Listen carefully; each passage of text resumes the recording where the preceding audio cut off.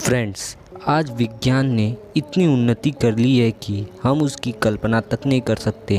और आपने विज्ञान में कई सारी थ्योरीज भी पढ़ी होंगी, जैसे फिजिक्स की बहुत सारी थ्योरीज जिनके मॉडल्स हमें आज कैसे हमारी सृष्टि की रचना हुई इनके बारे में बताते हैं।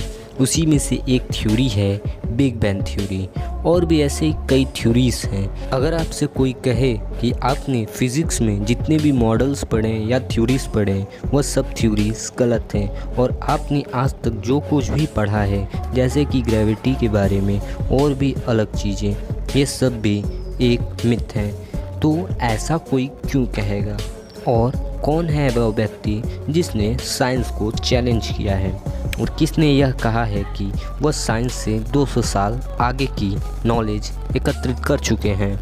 तो आइए जानते हैं ऐसे व्यक्ति के बारे में जिसने ये सब मॉडल्स को चुनौती दी है और उनके अपोजिट में अपनी खुद की एक थ्योरी वैदिक रश्मि थ्योरी को पादित किया है। और वैदिक रश्मि थ्योरीज में उन्होंने कौन कौन से कंटेंट डाले हैं और कौन कौन से सवाल पूछे हैं और किस प्रकार से इस वर्ल्ड की उत्पत्ति हुई उसके बारे में भी बताया है। तो आगे हम इसी के बारे में बात करेंगे।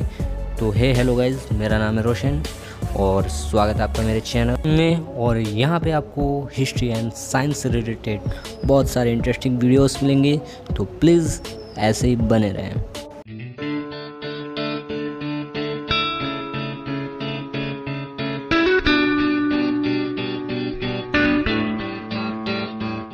तो चलिए पहले जान लेते हैं कि आखिर में ये वैदिक रश्मि थ्योरी है क्या और क्यों इसे साइंस के खिलाफ एक बहुत बड़ा प्रोपेगेंडा माना जा रहा है। और वैदिक रश्मि थ्योरी की ऐसी कौन सी बातें हैं जिन्होंने आज के साइंटिस्ट को भी परेशान कर दिया है, और मॉडर्न साइंस को वैदिक रश्मि थ्योरी की कौन सी बातों ने अचंभित और सरप्राइज़ किया है।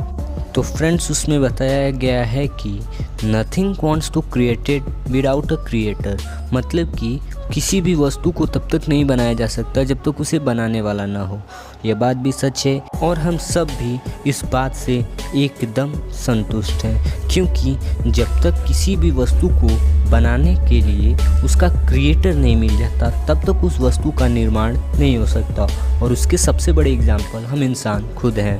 और दूसरी बात यह है कि किसी भी मैटर यानी किसी भी पदार्थ के बिना किसी भी चीज़ का क्रिएशन नहीं किया जा सकता। और तीसरी बात यह है कि किसी भी चीज़ के बनने का एक पर्पज़ होता है, यानी किसी भी चीज़ को बनाने का एक पर्पज़ होता है जो कि क्रिएटर उसको बनाते समय अपने माइंड में सेट करता है।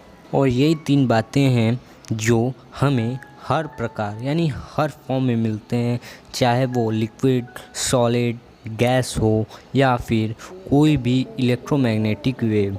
तो फ्रेंड्स, आइए हम जान लेते हैं उस व्यक्ति के बारे में जिन्होंने मॉडर्न साइंस को इतने सालों बाद चैलेंज किया है। और सिर्फ चैलेंज ही नहीं किया, उनसे कुछ ऐसे सवाल भी पूछे हैं जिनसे आज के मॉडर्न साइंटिस्ट की नींद हराम हो चुकी है। तो फ्रेंड्स, उन वैदिक साइंटिस्ट का नाम है आचार्य अग्निव्रत जी। और कौन है ये आचार्य अग्निव्रत जी, और क्यों इन्होंने खुलेआम चैलेंज किया है, और क्यों इन्होंने मॉडर्न साइंस के कई सारे सिद्धांतों को गलत साबित किया।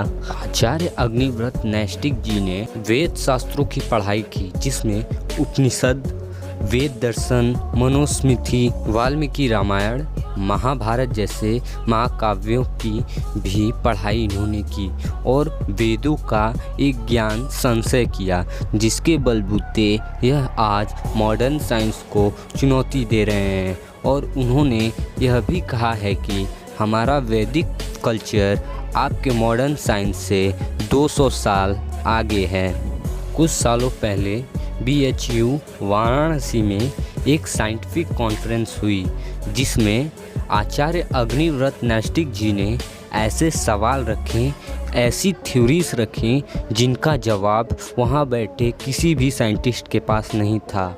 लेकिन दुखद बात यह है कि हमारे ही देश के कुछ साइंटिस्ट ने उस इंटरनेशनल कॉन्फ्रेंस को एक नेशनल कॉन्फ्रेंस में परिवर्तित कर दिया, वो भी बस सिर्फ इसलिए क्योंकि उन्हें वेदों से सख्त नफरत थी और उन्हें वेदों के बारे में कोई भी जानकारी नहीं थी। इसलिए बाहर देशों से जो भी साइंटिस्ट आने वाले थे उन्हें मना कर दिया गया या किसी प्रकार से रोक दिया गया। लेकिन हमारे जो साइंटिस्ट, वैदिक साइंटिस्ट हैं, आचार्य अग्निव्रत नैष्टिक जी ने बिग बैंग थ्योरी को भी बहुत ही इम्प्रूव करके वहाँ पे अपोज किया और उन्होंने कई सारी थ्योरीज भी वहाँ पे गलत साबित की। उन्होंने ग्रेविटी पे भी कई सवाल उठाए।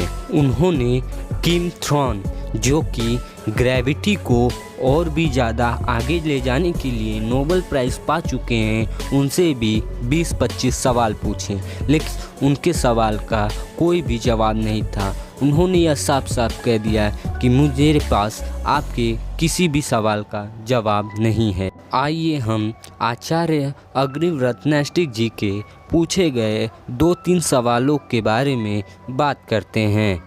पहला सवाल है कि हाउ इलेक्ट्रोमैग्नेटिक फ़ोर्स वर्क, यानी कि इलेक्ट्रोमैग्नेटिक फ़ोर्स कैसे काम करती है। आइए हम इलेक्ट्रोमैग्नेटिक फ़ोर्स की एक व्याख्या, एक डिफिनेशन जान लेते हैं। वर्चुअल फोटॉन्स की वजह से यह सब होता है, यानी कि जब दो नेगेटिवली चार्ज इलेक्ट्रॉन्स एक दूसरे के पास आते हैं तब इंटरेक्शन होता है और वह एक दूसरे को पुश करते हैं।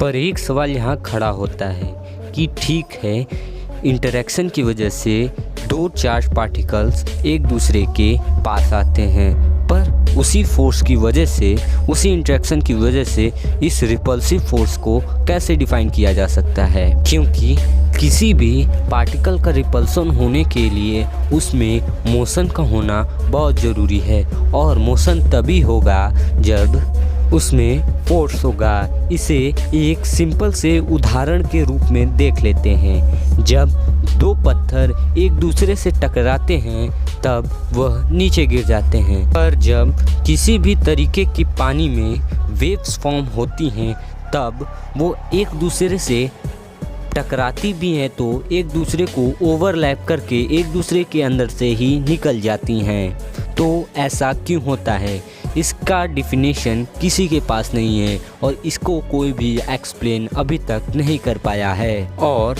दूसरा सवाल भी कुछ ऐसा ही था कि व्हाट इज़ रिफ्लेक्शन या वाई लाइट बैंड। तो साइंस बताता है कि जब भी कोई लाइट सरफेस पे पड़ती है तो एटम उसे एब्जॉर्ब करके एटम को हायर स्टेट में भेज देता है और कुछ देर बाद एटम उसी लाइट को रिलीज़ कर देता है। तो इसी तरह रिफ्लेक्शन ऑफ लाइट होती है या काम करती है। पर यहाँ पर एक सवाल उठता है कि अगर एटम उसे एब्जॉर्ब करता है तो उस लाइट को एटम को छोड़ने की क्या ज़रूरत है, और मान लीजिए अगर उसने लाइट छोड़ी भी तो फिर वह लाइट एक सिंगल डायरेक्शन में कैसे जा रही है, जबकि हम सभी को पता है कि एटम तो सर्कुलर मोशन में रोटेट होते रहते हैं, तब तो उन्हें अलग अलग डायरेक्शन में जाना चाहिए, फिर भी वह एक सिंगल प्लेन डायरेक्शन में कैसे चले जाते हैं। इसका भी जवाब अभी तक किसी ने एक्सप्लेन नहीं कर पाया है। वेद संसार के सबसे प्राचीन एवं सनातन ग्रंथ हैं। इन्हें समझने के लिए पहले के ऋषियों ने एक व्याख्यान रूप की रचना की जिसे ब्राह्मण ग्रंथ भी कहा जाता है। इसमें उन्होंने वैदिक साइंस की बहुत सी नॉलेज को एकत्रित कर संग्रहित किया है, पर यह नॉलेज बहुत ही जटिल और रहस्यमय होने के कारण दुनिया से छिपी रही। पर अब ऐसा नहीं है। अब आचार्य अग्निव्रत नैष्टिक जी ने एक बुक पोस्ट की है जिसमें उन्होंने वैदिक साइंस से रिलेटेड एक एक टॉपिक को बहुत ही अच्छे से एक्सप्लेन किया है, जिसमें उन्होंने वैदिक साइंस के बहुत से टॉपिक्स को ऐसे एक्सप्लेन किया है जैसे कि वो आज के रिलेटिविटी थ्योरी से मिलते जुलते हों। बट वैदिक रश्मिक थ्योरी उन्होंने अपनी खुद की एक थ्योरी बनाई जिसमें उन्होंने वैदिक नेचर की बहुत सी घटनाओं को संपादित किया। तो आइए जानते हैं उस बुक के बारे में जिसमें वैदिक रश्मिक थ्योरी और वैदिक नेचर की और भी कई सारे कंटेंट छुपे हुए हैं। तो उस बुक का नाम है टुवर्ड्स द वैदिक साइंस। यह 4 भागों में बटी हुई है और इसमें वैदिक नेचर के लगभग सभी ज्ञान एकत्रित किए गए हैं। तो फ्रेंड्स, इससे पता चलता है कि वैदिक पीरियड में भी हमारा इंडिया साइंस एंड टेक्नोलॉजी के मामले में सबसे विकसित था और हमारे इंडिया में ऐसे बहुत से नॉलेज छुपे हुए हैं। तो आज के लिए बस इतना ही। आशा करता हूँ कि आपको हमारा यह वीडियो पसंद आया हो। अगर वीडियो पसंद आया हो तो प्लीज़ वीडियो को लाइक ज़रूर करें और चैनल को सब्सक्राइब ज़रूर करें। तो मिलते हैं अगले वीडियो में।